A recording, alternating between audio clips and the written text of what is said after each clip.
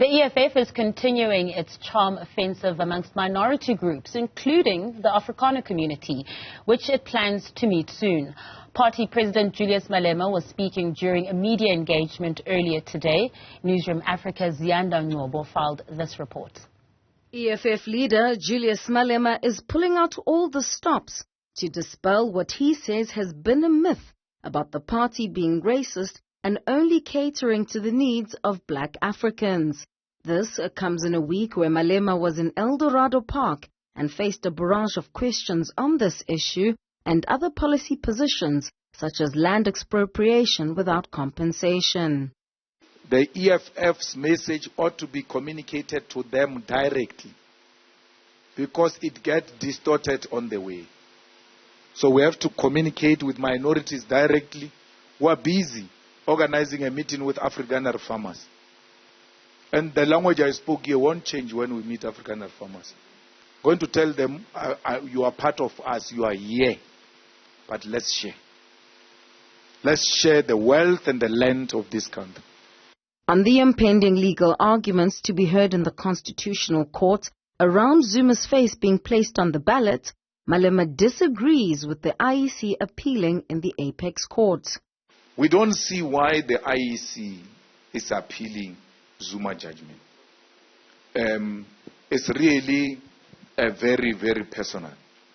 And by doing that, they are keeping President Zuma in the news.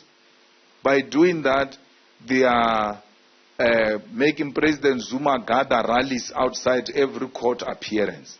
So the court appearances are being organized by the IEC. We might be thinking the IEC is acting against Zuma only to find that Mashinini is behind the strategy of the IEC to keep Zuma in the news. The Red Berets say they're willing to work with any party, including the DA, because they believe this election should be about prioritizing the citizens and fixing the country. But it is more likely to join hands with organizations that are closely aligned to them on ideological positions. They were not far with many parties on what needs to happen. I mean, ATM, Mazapo, PAC, MK, including the ANC, by the way, on the land question. We were not far apart. We had actually had an agreement. Was it in this hotel? In this hotel, with the ANC, that we are going to expropriate land without compensation. And they developed a cold feet. That we are going to nationalize the Reserve Bank, that we are going to establish the state-owned bank. These two we followed up when we got into Parliament. We made proposals on the nationalization of the Reserve Bank, made a proposal on the establishment of state-owned bank, and the nationalization of mines.